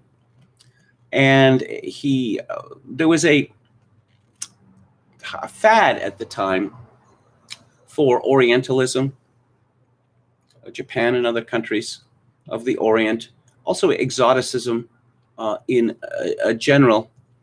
But Hearn devoted a great deal of time and effort to truly understanding Japan. Now, of course, he has the zeal of the convert. He laments in his works that the old Japan is disappearing. I should mention that, of course, that after the expulsion of the Spanish and the Portuguese, the Dutch and others in the 16th century, Japan was closed off to the world, which is an extraordinary thing. And this lasted for more than 2 centuries, that he opened, Commodore Perry, that is, forcibly opened Japan to the West in 1854. Trade uber alles. We can't have a country that's not trading with the rest of the world. But the Japanese rulers understood that the old world was gone. And so they would have to adapt to the new world. And so they brought in English dress, English education. There was a mania for Western things, which went hand in hand with a militarization of the country. And in Lafcadio Hearn's view, an abandonment of the things that made Japan so charming and, in his belief, morally superior to the West. Of course, it's a commonplace for people to lament a lost past or a wrecked past. I suppose, of course, after the catastrophe that overwhelmed Japan in 1945, Japan was rebuilt. The emperor was humbled. He was just a man. And Japan, under Douglas MacArthur, was rebuilt along liberal democratic lines. Full equality was given to women, voting rights, and the Japanese became a nation of mercantilists and salesmen. And of course, this led to a tremendous nostalgia for the Japan before 1945. And I suppose the most extreme example of that was Yukio Mishima, who decided in 1970 that Japan had become so corrupt and beholden to the Americans that there must be a coup and the emperor must be reinstalled as the actual ruler of Japan. This is a very famous story. I won't go into detail about it. Paul Schrader made an outstanding movie called Mishima, which concerns the coup, but also dramatizes parts of Mishima's literature to give a picture of the man in toto. So I thought that what I would do here would be to read some of Lafcadio Hearn's stories. Hearn was particularly. I should mention one more thing about Hearn. Um, I've always been a great admirer of Samuel Johnson, Dr. Johnson, and tended to regard his opinions as being definitive. And one of his most famous opinions was his visit in Ireland to the Giant's Causeway, one of the geographical wonders of the world. He went there with Boswell, and he said that it was worth seeing, but not worth going to see. I suppose I had not considered, or I didn't know at the time, that Samuel Johnson was almost blind. That is to say, that his judgments on visual phenomenon are pretty much worthless. Now, Lafcadio Hearn was pretty much blind as well. So, in reading his descriptions of, the glory of physical glory of Japan, physical beauty of Japan, one must take that into consideration. I have a, personal interest in this because I suffer from rather extreme myopia myself. I've talked about this on the show, that I didn't get my first pair of glasses until I was in the 5th grade. I've been wearing contact lenses for decades. And my shock and wonderment at what the world really looked like compared to the smudge that the world had appeared to me before. It was, near miraculous experience. But let's go to Hearn had a particular interest in ghosts, and of course the Japanese are very interested in ghosts. And it was suggested to me that I could learn. I expressed some reviewing the film Ugetsu. I expressed some, how would I put it, kind of astonishment at, or just lack of understanding of how the Japanese view ghosts, whether they consider them to be real or not. So, as I say, let's have a look at some of his stories about ghosts. He published a book in 1899 called In Ghostly Japan. And let's take a look at some of them. Hang on, I'm having trouble finding what I'm looking for here. I apologize. Oh, Kwaidan, this book Kwaidan, which came out in 1903. That's what I was looking for. And I'll read some of the stories here. This is the story of Ote. A long time ago, in the town of Niigata in the province of Echizen, there lived a man called Nagao Chosai. Nagao was the son of a physician and was educated for his father's profession. At an early age, he had been betrothed to a girl called Otai, the daughter of one of his father's friends, and both families had agreed that the wedding should take place as soon as Nagao had finished his studies. But the health of Otai proved to be weak. In her 15th year, she was attacked by a fatal consumption. When she became aware that she must die, she sent for Nagao to bid him farewell. As he knelt at her bedside, she said to him, "Nagao-sama, my betrothed, we are promised to each other from the time of our childhood, and we were to have been married at the end of this year. But now I'm going to die. The gods know what is best for us. If were I able to live for some years longer, I could only continue to be a cause of trouble and grief for others. With this frail body, I could not be a good wife. Therefore, even to wish to live for your sake would be a very selfish wish. I am quite resigned to die, and I want you to promise that you will not grieve. Besides, I want to tell you that I think we shall meet again." "Indeed, we shall meet again," Nagao answered earnestly, "and in that pure land there will be no pain of separation." "Nay, nay," she responded. "I meant not the pure land. I believe that we are destined to meet again in this world, although I shall be buried tomorrow." Nagao looked at her wonderingly and saw her smile at his wonder. She continued in her gentle, dreamy voice, "Yes, I mean in this world, in your own present life, Nagao-sama, providing indeed that you wish it. Only for this thing to happen, I must again be born a girl and grow up to womanhood. So you would have to wait. 15, 16 years, that is a long time. But my promised husband, you are now only 19 years old." Eager to soothe her dying moments, he answered tenderly, "To wait for you, my betrothed, were no less a joy than a duty. We are pledged to each other for the time of 7 existences. But you doubt? She questioned, watching his face. My dear one, he answered, I doubt whether I shall be able to know you in another body under another name, unless you can tell me of a sign or token. That I cannot do, she said. Only the gods and the Buddhas know how and where we shall meet. But I am sure, very, very sure, that if you be not unwilling to receive me, I shall be able to come back to you. Remember these words of mine. She ceased to speak, and her eyes closed. She was dead. Nagao had been sincerely attached to Otai, and his grief was deep. He had a mortuary tablet made, inscribed with her zokumyo, and he placed the tablet in his butsudan and every day set offerings before it. He thought a great deal about the strange things that Otai had said to him just before her death, and in the hope of pleasing her spirit, he wrote a solemn promise to wed her if she could ever return to him in another body. This written promise he sealed with his seal and placed in the butsudan besides the mortuary tablet of Otai.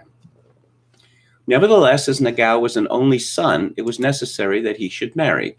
He soon found himself obliged to yield to the wishes of his family and to accept a wife of his father's choosing. After his marriage, he continued to set offerings before the tablet of Otai, and he never failed to remember her with affection. But by degrees, her image became dim in his memory, like a dream that is hard to recall, and the years went by. During those years, many misfortunes came upon him.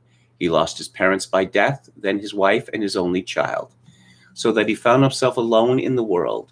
He abandoned his desolate home and set out upon a long journey in the hope of forgetting his sorrows. One day, in the course of his travels, he arrived at Ikao, a mountain village still famed for its thermal springs and for the beautiful scenery of its neighborhood. In the village inn in which he stopped, a young girl came to wait upon him, and at the first sight of her face, he felt his heart leap as it had never leaped before. So strangely did she remember Otai that he pinched himself to make sure he was not dreaming. And she went and came, bringing fire and food or arranging the chamber of the guest. Her every attitude and motion revived in him some gracious memory of the girl to whom he had been pledged in his youth. He spoke to her, and she responded in a soft, clear voice, of which the sweetness saddened him with the sadness of other days. Then, in great wonder, he questioned her, saying, Elder sister, so much do you look like a person who I knew long ago, that I was startled when you first entered this room. Pardon me, therefore, for asking, what is your native place, and what is your name? Immediately, and in the unforgotten voice of the dead, she thus made answer, My name is Ote, and you are Nagao Chosai of Echiko, my promised husband. 17 years ago, I died in Niigata. Then you made in writing a promise to marry me if I could ever come back to this world in the body of a woman. And you sealed that written promise with your seal and put it in the butsudan beside the tablet inscribed with my name. And therefore I came back. As she uttered these last words, she fell unconscious. Nagao married her, and the marriage was a happy one. But at no time afterwards could she remember what she had told him in answer to his question at Ikao. Neither she could remember anything of her previous existence. The recollection of her former birth, mysteriously kindled in the moment of that meeting, had again become obscured, and so therefore remained. And let me choose another one here.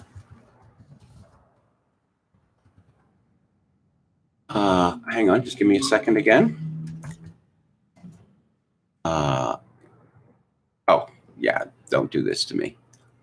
My reader is seizing. Oh, yeah, there we go. My e-reader seized up on me there. And oh dear, this is unfortunate. So let me open it again. And here we go. No, okay, I think we're back. Yeah, I think we're back. And I wanted to read a story. I wanted to read a story called Eater of Dreams. Let's see if I can find that. Okay. That's in a different collection. Sorry for my lack of, not getting it together here today. But as I say, there's like 4,800 pages here, and it is rather hard to find things but I'll get it. I'll get it here. And we're almost there. Yes, Japanese fairy tales. The Boy Who Drew Cats. A long time ago, in a small country village in Japan, there lived a poor farmer and his wife, who were very good people. They had a number of children and found it very hard to feed them all. The elder son was strong enough when he was only 14 years old to help his father, and the little girls learned to help their mother almost as soon as they could walk. But the youngest boy, a little boy, did not seem fit for hard work. He was very clever than all his brothers and sisters, but he was quite weak and small, and people said he could never grow very big. So his parents thought it would be better for him to become a priest than to become a farmer. They took him with them to the village temple one day and asked the good old priest who lived there if he would have their little boy for his acolyte and teach him all that a priest ought to know. The old man spoke kindly to the lad and asked him some hard questions. So clever were the answers that the priest agreed to take the little fellow into the temple as an acolyte and to educate him for the priesthood. The boy learned quickly what the old priest taught him and was very obedient in most things, but he had one fault. He liked to draw cats during study hours and to draw cats even where cats ought not to have been drawn at all. Whenever he found himself alone, he drew cats. He drew them on the margins of the priest's books and on all the screens of the temple and on the walls and on the pillars. Several times the priest told him that this was not right, but he did not stop drawing cats. He drew them because he could not really help it. He had what is called the genius of an artist, and just for that reason he was not quite fit to be an acolyte. A good acolyte should study books. One day, after he had drawn some very clever pictures of cats upon a paper screen, the old priest said to him severely, "My boy, you must go away from this temple at once. You will never make a good priest, but perhaps you will become a great artist. Now, let me give you a last piece of advice, and be sure you never forget it. Avoid large places at night. Keep to small." The boy did not know what the priest meant by saying, "Avoid large places, keep to small." He thought and thought while he was tying up his little bundle of clothes to go away, but he could not understand those words, and he was afraid to speak to the priest anymore, except to say goodbye. He left the temple very sorrowfully and began to wonder what he should do. If he went straight home, he felt sure his father would punish him for having been disobedient to the priest, so he was afraid to go home. All at once he remembered that in the next village, 12 miles away, there was a very big temple. He had heard there were several priests at that temple, and he made up his mind to go to them and ask them to take him for their acolyte. Now that big temple was closed up, but the boy did not know this fact. The reason it had been closed up was that a goblin had frightened the priests away and had taken possession of the place. Some brave warriors had afterwards gone to the temple at night to kill the goblin, but they had never been seen alive again. Nobody had ever told these things to the boy, so he walked all the way to the village, hoping to be kindly treated by the priests. When he got to the village, it was already dark and all the people were in bed, but he saw the big temple on a hill at the other end of the principal street, and he saw there was a light in the temple. People who tell the story say the goblin used to make that light in order to tempt lonely travelers to ask for shelter. The boy went at once to the temple and knocked. There was no sound inside. He knocked and knocked again, but still nobody came. At last he pushed gently at the door and was quite glad to find out that it had not been fastened. So he went in and saw a lamp burning, but no priest. He thought some priest would be sure to come very soon, and he sat down and waited. Then he noticed that everything in the temple was gray with dust and thickly spun over with cobwebs. So he thought to himself that the priest would certainly like to have an acolyte to keep the place clean. He wondered why they allowed everything to get so dusty. What most pleased him, however, were some big white screens good to paint cats upon. Though he was tired, he looked at once for a writing box and found one, and ground some ink and began to paint cats. He painted a great many cats upon the screens, and then he began to feel very, very sleepy. He was just on the point of lying down to sleep beside one of the screens when he suddenly remembered the words, "Avoid large places, keep too small." The temple was very large. He was all alone, and as he thought of these words, though he could not quite understand them, he began to feel for the first time a little afraid, and he resolved to look for a small place in which to sleep. He found a little cabinet with a sliding door and went into it and shut himself up. Then he lay down and fell fast asleep. Very late in the night, he was awakened by a most terrible noise, a noise of fighting and screaming. It was so dreadful that he was afraid even to look through a chink of the little cabinet. He lay very still, holding his breath for fright. The light that had been in the temple went out, but the awful sounds continued, and he became more awful, and all the temple shook. After a long time, silence came, but the boy was still afraid to move. He did not move until the light of the morning sun shone into the cabinet through the chinks of the little door. Then he got out of his hiding place very cautiously and looked about. The first thing he saw was that all the floor of the temple was covered with blood. And then he saw, lying dead in the middle of it, an enormous, monstrous rat, a goblin rat, bigger than a cow. But who or what could have killed it? There was no man or other creature to be seen. Suddenly the boy observed that the mouths of all the cats he had drawn the night before were red and wet with blood. Then he knew that the goblin had been killed by the cats that he had drawn. And then also, for the first time, he understood why the wise old priest said to him, "Avoid large places at night, keep too small."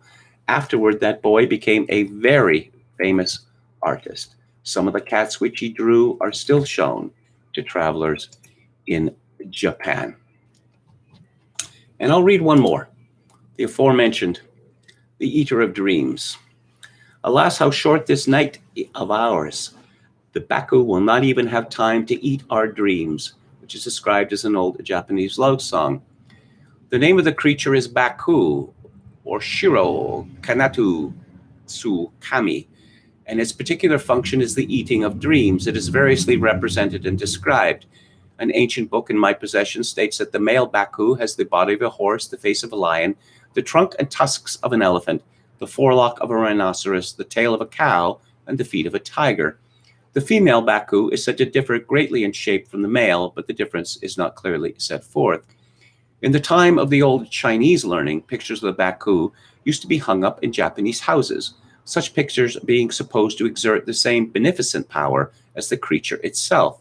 My ancient book contains this legend about the custom. In the Shosei Roku, it is declared that Kotai, while hunting on the eastern coast, once met with a Baku having the body of an animal, but speaking like a man. Kotai said, "Since the world is quiet and at peace, why should we still see goblins? If a Baku be needed to extinguish evil sprites, then it were better to have a picture of the Baku suspended to the wall of one's house. Therefore, even though some evil wonder should appear, it could do no harm." There then is given a long list of evil wonders and signs of their presence. When the hen lays a soft egg, the demon's name is Taifu. When the snakes appear entwined together, the demon's name is Jinzu. When dogs go with their ears turned back, the demon's name is Taivo. When the fox speaks with the voice of many, the demon's name is Guaitishtu. When blood appears on the clothes of many, the demon's name is Yuki. When the rice pot speaks with a human's voice, the demon's name is Kanju. When the dream of the night is an evil dream, the demon's name is Ringetsu. And the old book further observes, whenever such evil marvel happens, let the name of the Baku be invoked, then the evil sprite will immediately sink 3 feet under the ground. But on the subject of evil wonders, I do not feel qualified to discourse. It belongs to the unexplored and appalling world of Chinese demonology, and it has really very little to do with the subject of the Baku in Japan. The Japanese Baku is commonly known only as the Eater of Dreams, and the most remarkable fact in relation to the cult of the creature is that the Chinese character representing its name used to be put in gold upon the lacquered wooden pillows of lords and princes. By the virtue and power of this character on the pillow, the sleeper was thought to be protected from evil dreams. It is rather difficult to find such a pillow today. Even pictures of the Baku, or Hakutaku as it is sometimes called, have become very rare. But the old invocation to the Baku still survives in common parlance. Baku kore, devour, O Baku, devour my evil dream. When you awake from a nightmare or from any unlucky dream, you should quickly repeat that invocation 3 times.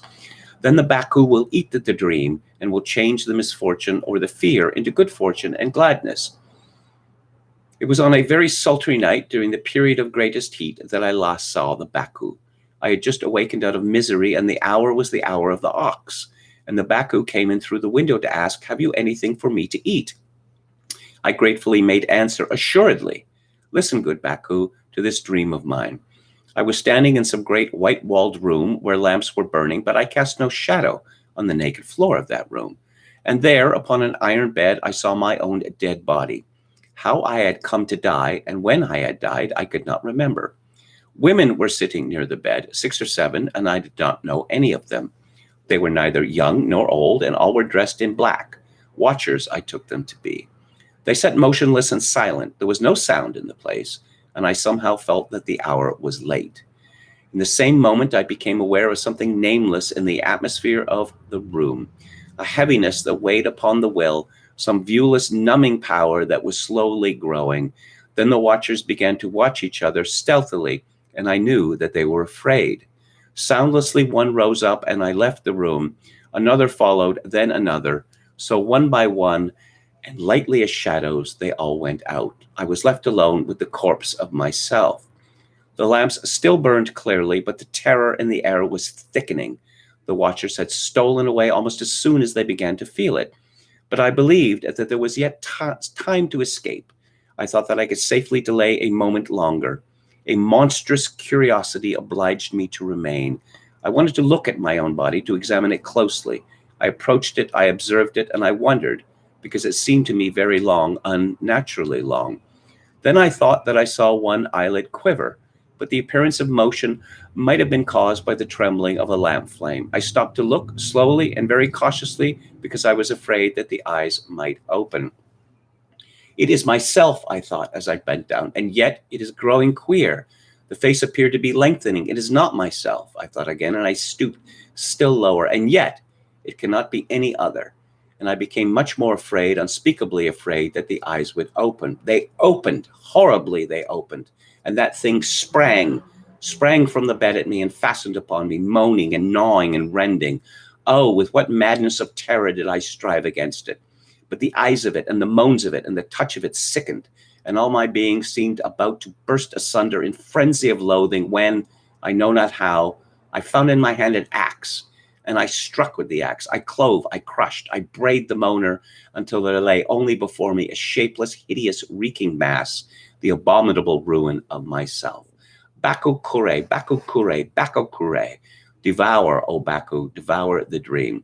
Nay, made answer the Baku, I never eat lucky dreams. This is a very lucky dream, a most fortunate dream. The axe, yes, the axe of the excellent law by which the monster of self is utterly destroyed, the best kind of a dream. My friend, I believe in the teaching of the Buddha, and the Baku went out the window. I looked after him, and I beheld him fleeing over the miles of moonlit roofs, passing from housetop to housetop, with amazing soundless leaps, like a great cat. I will notice, I noted in this story that Hearn in this tale, The Eater of Dreams, described something that I had noticed independently going back decades, this shift of aspect in a dream that becomes a nightmare, which I dubbed the nameless horror. And I see that Hearn has described it in much the same way. But I was taken by what he has to say about the unexplored and appalling world of Chinese demonology, and how the Japanese view of spirits is much different from the Chinese view. If you know anything about feng shui, which is really witchcraft, it's all protection against malign spirits, and malign spirits seem to be everywhere, waiting for one, which seems to me to be indeed an appalling way to look at the world. But there we have it. As I say, you can get a hold of the complete works of Lafcadio Hearn from Delphi Classics for a pittance. And I can't say that I have read all of the 4,872 pages of this. And it's not just about Japan, but there is stuff about Louisiana, there's stuff about China, the West Indies, and there is a biography of him, The Life and Letters of Lafcadio Hearn, by Elizabeth Bisland. And again, you're not going to find a better bargain than this. So thank you to the commenter who suggested that I read Lafcadio Hearn. and I've only scratched the surface. But one wishes to learn more. So those are my thoughts on Hearn, and a final look at the chat. Quachulango says, KMG been swimming this year? I have. The last time I went swimming was I believe I was 17 years old. Okay. Never been particularly fond of swimming. Ever been up on your roof? No. I'm not fond of high roofs either.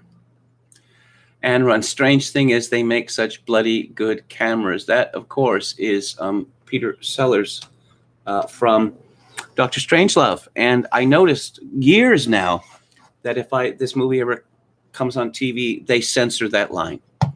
They cut it out. Okay. Mike Lindell is the quintessential boomer, says Ashley Main Bravo, the absolute personification of boomerism. Media Hit says when Trump speaks in Minnesota, Mike Lindell would make guest appearances. Apparently, they are buddies.